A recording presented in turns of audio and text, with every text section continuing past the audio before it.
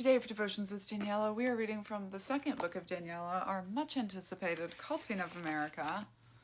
Let's read from something near the beginning. Ooh, chapter 2, Sacred Assumption. But we are saving lives. This young man was first introduced to the group because it was court-ordered after an arrest. At first, it all felt strange. The chants, the slogans, the group prayers. But there was also a real kindness there. A relief in finding people who didn't judge him, who seemed to get it without him needing to explain. He kept coming back, and as weeks stretched into months, he found his identity shifting. He wasn't just Michael anymore. He was an alcoholic, a label he had to fully embrace to stay sober. He internalized the idea that leaving the group would mean jails, institutions, or death, and he began to see the outside world, the people who drank, the therapists who recommended moderation or harm reduction, as dangerous. Questioning the program wasn't just risky, it was heresy and a death sentence. What started as a reluctant agreement turned into a sacred assumption that everyone around him shared.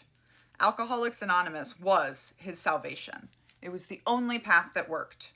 Walking away from it was unthinkable. Despite its emphasis on anonymity, chances are you know someone who regularly attends AA meetings. They're famous for a reason. The program has helped save countless lives. Their model is simple but strict. A spiritual path to total abstinence, guided by the 12 steps and peer-led support. There's no central charismatic leader unless you count the ghosts of their long-dead founders, Bill Wilson and Dr. Bob Smith, which I do.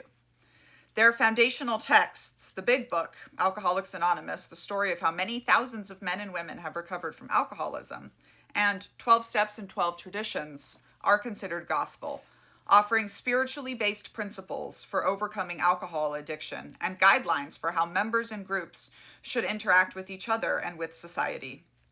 Though AA chapters vary widely in tone and intensity depending on local culture, a shared ethos prevails. Surrender, humility, and the belief that alcoholism is a disease requiring lifelong fellowship to manage. For many members, this translates to the conviction that AA is the only effective path to recovery. Founded in the 1930s, back when our understanding of the brain was limited, the program has many aspects that aren't backed by research and medical science. Studies do show that AA, despite lacking a scientific origin, is still the most effective path to abstinence we have, better than psychotherapy alone, largely due to its focus on social interaction and mutual support, and that is in the United States, by the way. AA is recommended, sometimes required, by doctors, mental health professionals, courts, and even the military, and its influence dominates addiction treatment facilities. Because the stakes are so high, life and death, really, the program has developed a powerful resistance to critique. It's free, it's not, because nothing that passes around an offering plate is free. Widely available, and there's no denying it has helped many people. But its numbers still aren't great. In The Sober Truth, debunking the bad science behind 12-step programs and the rehab industry, psychiatrist Lance Dodds argues that Alcoholics Anonymous has a long-term success rate of only 5%. 5 to 10%, based on studies showing low retention and sobriety rates among participants. He criticizes the widespread reliance on AA and 12-step models in addiction treatment, despite limited scientific evidence of their effectiveness. Still, many members remain loyal, sometimes for life, convinced that leaving the program would mean relapse and ruin. My co-writer Amy vividly recalls a time at the meetings when an old-timer, ignoring the no crosstalk rule against commenting on others' shares, responded to a newcomer's concern about brainwashing with a smug line. Well, sometimes brains need to be washed.